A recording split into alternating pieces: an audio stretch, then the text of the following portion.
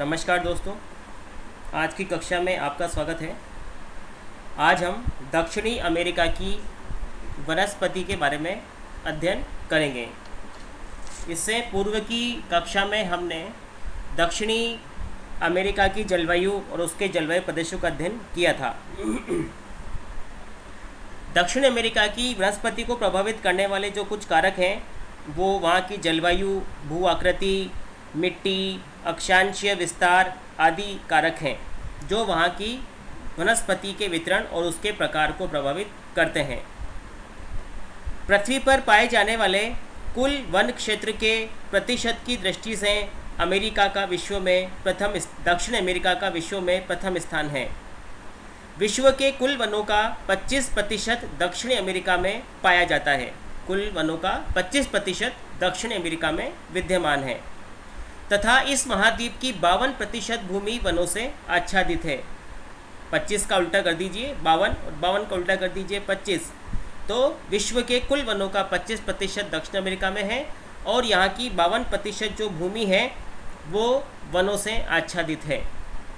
दक्षिणी अमेरिका में टुंड्रा और कोणधारी वनों का अभाव पाया जाता है क्योंकि दक्षिण अमेरिका जिन अक्षांशों में है वहाँ पर केवल शीतोष्ण कटिबंधीय वन या शीतोष्ण कटिबंधीय घास ही अधिकतम अक्षांशीय स्थिति के हिसाब से पाई जाती है।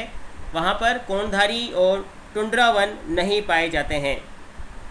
दक्षिण अमेरिका में मोटे तौर पर भूमध्य सागरीय वन, मरुस्थलीय वन, उष्ण आर्द्र सदाबहार वन, मिश्रित वन, भूमध्य सागरीय वन तथा विभिन्न घास के मैदान जिनमें उष्णकटिबंधीय और शीतोष्ण कटिबंधीय घास के मैदान सम्मिलित हैं पाए जाते हैं। दक्षिणी अमेरिका में भूमध्य रेखा तथा मकर रेखा का प्रभाव भी यहाँ की वनस्पति के वितरण और उसके प्रभावों पर दिखाई देता है। दक्षिण अमेरिका की वनस्पति को मोटे तौर पर दो भागों में बांटा जा सकता है। पहला जो प्रकार है वो है वन, पहला प्रकार वन है और दूसरा प्रकार है घास के मैदान। तो वन तथा घास के मैदानों में दक्षिणी अमेरिका की वनस्पति को विभक्त किया जा सकता है। सबसे पहले हम वनों का अध्ययन करेंगे कि दक्षिण अमेरिका में कौन कौन से वन कहाँ कहाँ पर पाए जाते हैं। दक्षिण अमेरिका में उष्ण आर्द्र सदाबहार वन, भूमध्य सागरीय वन, उष्ण कटिबंधीय पतझड़ वन, मिश्रित वन, मरुस्थलीय वन तथा पर्वतीय वन पाए जाते हैं।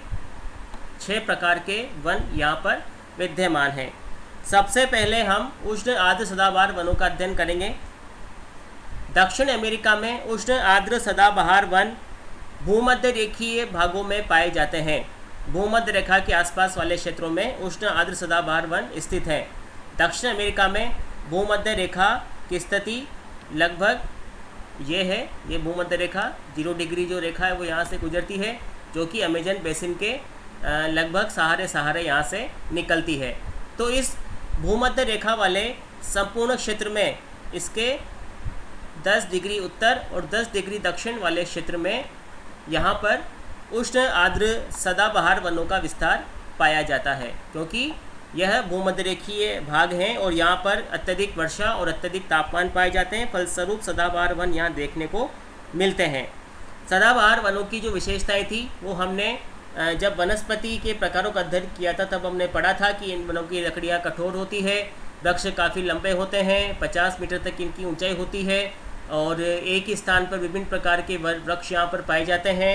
विश्व के पर्यावरण संतुलन के लिए काफ़ी अधिक महत्वपूर्ण माने जाते हैं। और दक्षिण अमेरिका में इन वनों का विस्तार अमेजन नदी का जो बेसिन है उसमें मुख्य रूप से तथा ब्राज़ील के तटीय भाग, वेनेजुएला, कोलंबिया और इक्वेडोर में पाए जाते हैं। तो वेनेजुएला, कोलंबिया, इक्वेडोर तथा दक्षिणी अमेरिका का जो अमेजन बेसिन है वहाँ पर और ब्राज़ील के तटीय भागों में इस प्रकार का उष्ण आर्द्र सदाबहार वन देखने को मिलते हैं। तो ये प्रथम प्रकार के वन हैं उष्ण आर्द्र सदाबहार वन जो कि अमेजन बेसिन के सारे ब्राज़ील के तटीय भाग, वेनेजुएला, इक्वेडोर, कोलंबिया आदि भागों में पाए जाते हैं। इन सभी वनों की विशेषताएं वही हैं जो विश्व स्तर पर पाए जाने वाले उष्ण आर्द्र सदाबहार वनों की विशेषताएं हैं। तो ये पहले प्रकार के वन थे उष्ण आर्द्र सदाबहार वन। दूसरे जो वन हैं वो हैं भूमध्य सागरीय वन। भूमध्य सागरीय वन मोटे तौर पर चिली के तटवर्तीय भागों में पाए जाते हैं। इनकी स्थिति ये है, इस भाग में भूमध्य सागरीय वन पाए जाते हैं। नंबर 2, क्योंकि यहाँ पर चिली का जो हिस्सा है वो मोटे तौर पर भूमध्य सागरीय जलवायु के अंतर्गत आता है, और भूमध्य सागरीय जलवायु के अंतर्गत आने के कारण यहाँ पर जो है भूमध्य सागरीय वन पाए जाते हैं। भूमध्य सागरीय जलवायु जहाँ पर पाई जाती है वहाँ पर वर्षा ग्रीष्म काल में नहीं होती है, वर्षा शीतकाल में होती है, जो कि पछुआ पवनों के प्रभाव से होती है। और वनस्पति इस प्रकार की होती है कि वो शुष्क ग्रीष्म काल को आसानी से सहन कर सकती है। तो इनकी भी विशेषताओं का विस्तार से अध्ययन हम जब हमने वनस्पति के प्रकारों का अध्ययन किया था तो हम पढ़ चुके हैं। यहाँ पर हम केवल वनस्पति के प्रकार और वो वनस्पति दक्षिण अमेरिका में कहाँ कहाँ पर विद्यमान है, कहाँ कहाँ पर पाई जाती है, इसका अध्ययन हम करेंगे। तो ये दूसरे प्रकार की जो वनस्पति है भूमध्य सागरीय वनस्पति, ये चिली में पाई जाती है, और भूमध्य सागरीय वनस्पति की जो सामान्य विशेषताएँ हैं वो इसकी विशेषताएँ हैं। तो चिली दक्षिण अमेरिका में भूमध्य सागरीय वनों का, भूमध्य सागरीय वनस्पति का मुख्य स्थान माना जाता है। तीसरा जो वन है दोस्तों वो है उष्णकटिबंधीय पतझड़ वन। उष्णकटिबंधीय पतझड़ वन दक्षिण अमेरिका में ब्राज़ील के पठार के दक्षिणी पूर्व में ग्रान चाको, ऊपरी पराना तथा पराग्वे के पश्चिम में मिलती है। यानी ये जो उष्णकटिबंधीय पतझड़ वन है ये ब्राज़ील के पठार के दक्षिणी पूर्वी भाग में तथा पराना पराग्वे बेसिन के आसपास इस प्रकार की वनस्पति देखने को मिलती है। यह है उष्णकटिबंधीय पतझड़ वन, क्योंकि इस क्षेत्र में मानसूनी जलवायु पाई जाती है और मानसूनी प्रदेशों में उष्णकटिबंधीय पतझड़ वन पाए जाते हैं, क्योंकि यहाँ पर 3 ऋतुएं होती है और शुष्क काल में यहाँ के जो वृक्ष हैं अपनी पत्तियाँ गिरा देते हैं। तो इस क्षेत्र में दक्षिणी ब्राज़ील, इसके अलावा यहाँ पर ऊपरी पराना तथा पराग्वे के पश्चिम में तथा यहाँ पर ग्रान चाको प्रदेश में इस प्रकार की जो वनस्पति है उष्णकटिबंधीय पतझड़ जो वन है यहाँ पर पाए जाते हैं। इसमें ब्राज़ील का हिस्सा आ गया, कुछ यहाँ पर अर्जेंटीना का हिस्सा आ गया, कुछ यहाँ पर उरुग्वे का और यहाँ पर पराग्वे का हिस्सा यहाँ पर आ जाता है, जहाँ पर इस प्रकार के उष्णकटिबंधीय पतझड़ वन देखने को मिलते हैं। ये शुष्क ऋतु में अपनी पत्तियाँ गिरा देते हैं। पत्तियाँ उष्ण आर्द्र सदाबहार वन भी गिराते हैं, लेकिन अंतर यह है कि उष्ण आर्द्र सदाबहार वनों में एक ही स्थान पर विभिन्न प्रजाति के वृक्ष पाए जाते हैं जिनके पत्तियां गिराने का समय एक नहीं होता है। तो कोई ना कोई जो वृक्षों का हिस्सा है वो सदैव सदैव हरा बना रहता है, जबकि उष्णकटिबंधीय पतझड़ वनों में एक ही प्रजाति के बहुत सारे वृक्ष एक साथ पाए जाते हैं जो कि अपनी पत्तियां भी एक साथ गिरा देते हैं। फलस्वरूप एक बड़ा क्षेत्र पत्तियों से विहीन दिखाई देता है, अतः इन्हें उष्णकटिबंधीय पतझड़ वनों के नाम से जाना जाता है। तो तीसरे प्रकार की जो वनस्पति थी उष्णकटिबंधीय पतझड़ वन वो यहाँ पर विद्यमान है। इसके पश्चात है मिश्रित वन। मिश्रित वन दक्षिणी अमेरिका महाद्वीप में दक्षिणी चिली में मिलते हैं। ये दक्षिणी चिली से प्रारंभ होकर दक्षिण अमेरिका के दक्षिणतम बिंदु तक है। ये देखिए दक्षिण अमेरिका के दक्षिणतम बिंदु तक इस प्रकार के वन देखने को मिलते हैं। नंबर 4 मिश्रित वन। तो ये मिश्रित प्रकार के वन हैं। यहाँ पर आपको उष्णकटिबंधीय पतझड़ वन भी देखने को मिलेंगे। चौड़ी पत्ती वाले पतझड़, नुकीले पत्ती वाले मिश्रित वन यहाँ पर देखने को मिलते हैं, क्योंकि ये उच्च अक्षांशों वाला भाग आ गए। तो इस प्रकार एक तरह से ये शीतोष्ण कटिबंधीय वन उनमें हम इनको गिन सकते हैं, जहाँ पर मिश्रित प्रकार के वन हमें देखने को मिलते हैं और ये हिस्सा दक्षिणी चिली में सम्मिलित किया जाता है। यहाँ पर चौड़ी पत्ती वाले पतझड़ तथा नुकीली पत्ती वाले मिश्रित वन देखने को मिलते हैं, क्योंकि उच्च अक्षांश हैं। शीतोष्ण कटिबंधीय क्षेत्रों में इस प्रकार के वन मिश्रित वन देखने को मिलते हैं। जो शीतोष्ण कटिबंधीय वनों की विशेषताएं होती है वो इस प्रकार के मिश्रित वनों की विशेषताएं हैं। चिली पाइन इस क्षेत्र का एक प्रमुख वृक्ष है। चिली पाइन एक विशेष प्रकार का वृक्ष है, चिली पाइन, जो इस क्षेत्र का प्रमुख वृक्ष माना जाता है। इस प्रकार से अगली जो वनस्पति है वो मरुस्थलीय वनस्पति है। मरुस्थलीय वनस्पति यहाँ पर मुख्य जो मरुस्थलीय क्षेत्र है जिसमें पेरू तथा अटाकामा के मरुस्थलीय भाग इस क्षेत्र में गिने जाते हैं। यानी ये जो क्षेत्र है, ये वाला संपूर्ण क्षेत्र, इस संपूर्ण क्षेत्र में यहाँ पर मरुस्थलीय वन देखने को मिलते हैं। तो चूँकि जो मरुस्थलीय क्षेत्र है यहाँ पर तापमान ऊंचा पाया जाता है, वर्षा कम होती है, तो इन सभी कारणों से जो मरुस्थलीय वृक्षों की विशेषता होती है, जीरोफाइट्स मरुद्भिद वृक्षों की जो विशेषताएं हैं वो इनकी देखने को मिलती है। इनकी जड़ें लंबी होती है, पत्तों की छाल मोटी होती है, पत्तियां छोटी तथा कांटेदार होती, जिससे अत्यधिक वाष्पीकरण को, अधिक गर्मी को सहन कर सकती और कम वर्षा में अपना अस्तित्व बना करके रख सकती है। तो पेरू और चिली के जो पेरू तथा चिली का जो अटाकामा मरुस्थल वाला क्षेत्र है, वहाँ पर इस प्रकार के मरुस्थलीय वन देखने को मिलते हैं। इसके पश्चात जो अंतिम जो वन यहाँ का है वो है पर्वतीय वन। दक्षिण अमेरिका में पर्वतीय वन एंडीज क्षेत्र में विद्यमान है। क्योंकि एंडीज यहाँ का मुख्य पर्वत है, तो एंडीज पर्वतीय क्षेत्र में यहाँ पर पर्वतीय वनस्पति पाई जाती है। जैसा कि हम पहले पढ़ चुके हैं, पर्वतीय वनस्पति में ऊंचाई के हिसाब से अंतर देखने को मिलता है। जैसे जैसे हम ऊंचाई की ओर जाते हैं वैसे वैसे पर्वतीय क्षेत्रों की वनस्पति में अंतर आ जाता है। एंडीज पर्वतीय क्षेत्र में 2700 मीटर की ऊंचाई पर अल्पाइन वनस्पति प्रारंभ हो जाती है। यानी 2700 मीटर की ऊंचाई पर हम जाएँ तो उससे ऊपर अल्पाइन वनस्पति देखने को मिलती है, और उससे नीचे वाले क्षेत्र में हमें मिश्रित पतझड़ वन देखने को मिलते हैं। तो इस प्रकार से एंडीज पर्वतीय क्षेत्र में जो है पर्वतीय वनस्पति की यहाँ पर चौड़ी पत्ती वाले नुकीली चौड़ी पत्ती वाले नुकीले जो वृक्ष हैं वो यहाँ पर देखने को मिलते हैं, और यहाँ पर जो 2700 मीटर है उसके बाद अल्पाइन वनस्पति देखने को मिलती है। ये पर्वतीय वनों की विशेषता है। तो इस प्रकार से दक्षिण अमेरिका की जो वन है उन्हें 6 भागों में बांटा गया है। उष्ण आर्द्र सदाबहार वन जो कि अमेजन बेसिन के चारों ओर विद्यमान है, उष्ण सदाबहार वन। दूसरा है भूमध्य सागरीय वन, चिली में ये मुख्य रूप से पाए जाते हैं। इसके बाद उष्णकटिबंधीय पतझड़ वन है जो ब्राज़ील के दक्षिणी पूर्वी भाग में पराना पराग्वे बेसिन में देखने को मिलते हैं। ये क्या नंबर 1 उष्ण सदाबहार वन, ये नंबर 2 भूमध्य सागरीय वन, ये नंबर 3 उष्णकटिबंधीय पतझड़ वन, ये 4 दक्षिणी चिली में यहाँ पर आप ये देख रहे हैं मिश्रित वन, जिन्हें शीतोष्ण कटिबंधीय वनों की विशेषताएँ के रूप से भी जाना जाता है। इसके बाद ये आपके यहाँ पर आ जाते हैं मरुस्थलीय वन नंबर 5, और जो पर्वतीय वन है वो संपूर्ण एंडीज पर्वतीय क्षेत्र में विद्यमान है। एंडीज पर्वत के पूरे भाग में पर्वतीय वन देखने को मिलते हैं जिनमें ऊंचाई के अनुसार अंतर पाया जाता है। तो इस प्रकार से जो दक्षिण अमेरिका की जो वनस्पति है उसे कुल 6 भागों में बांटा जाता है।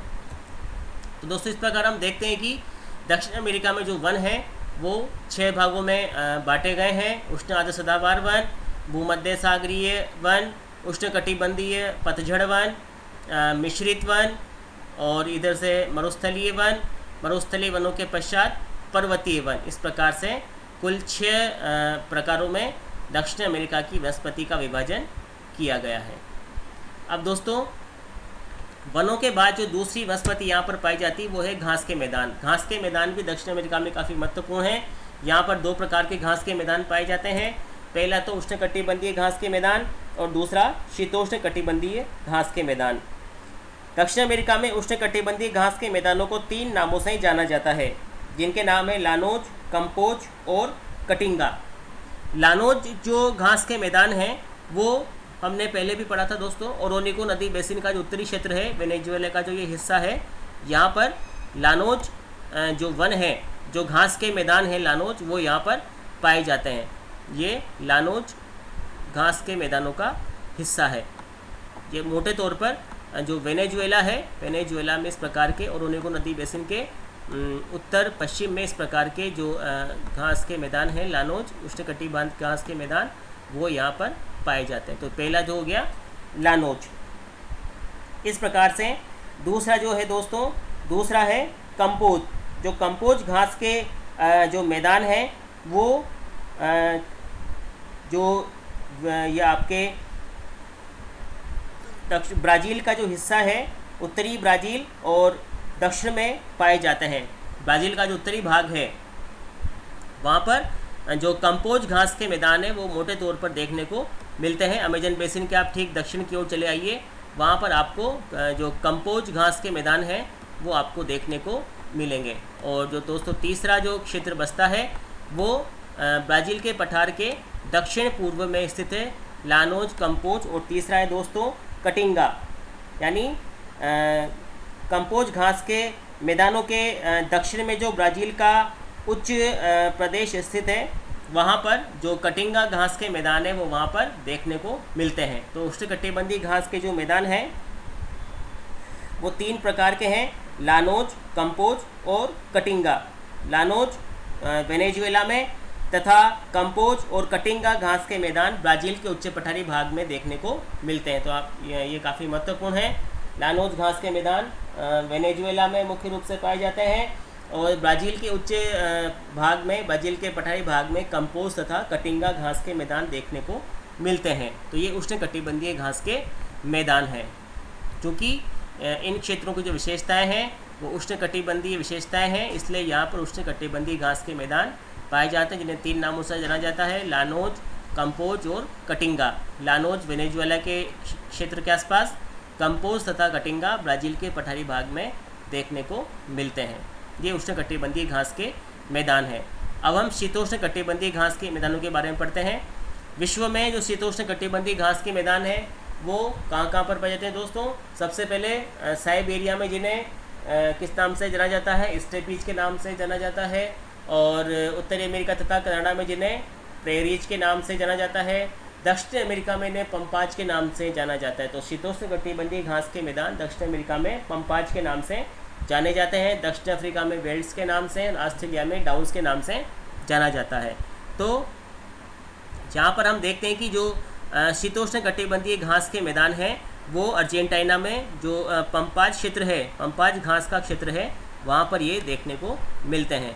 ये जो क्षेत्र मैं आपको दिखा रहा हूँ यहाँ पर, ये पंपाज घास के मैदान है, उष्णकटिबंधीय घास, शीतोष्ण कटिबंधीय घास के मैदान है। ये देखिए दोस्तों, ये शीतोष्ण कटिबंधीय घास के मैदान यहाँ पर है, क्योंकि जो 23.5 डिग्री दक्षिण अक्षांश रेखा है, यानी जो मकर रेखा है वो लगभग यहाँ से गुजरती है 23.5 डिग्री, और इसके दक्षिण की ओर जो हिस्सा है वो शीतोष्ण कटिबंध में सम्मिलित है।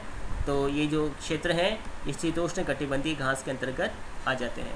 यानी अर्जेंटीना का जो उत्तरी भाग है, उत्तरी और मध्य वाला भाग, वो पंपाज क्षेत्रों में गिना जाता है, और पंपाज का जो उत्तरी हिस्सा है वो ग्रान चाको के नाम से जाना जाता है। ये जो हिस्सा है दोस्तों, ये वाला जो हिस्सा है ये ग्रान चाको के नाम से जाना जाता है, और यहीं पर ही पराना तथा पराग्वे नदियों का बेसिन भी स्थित है।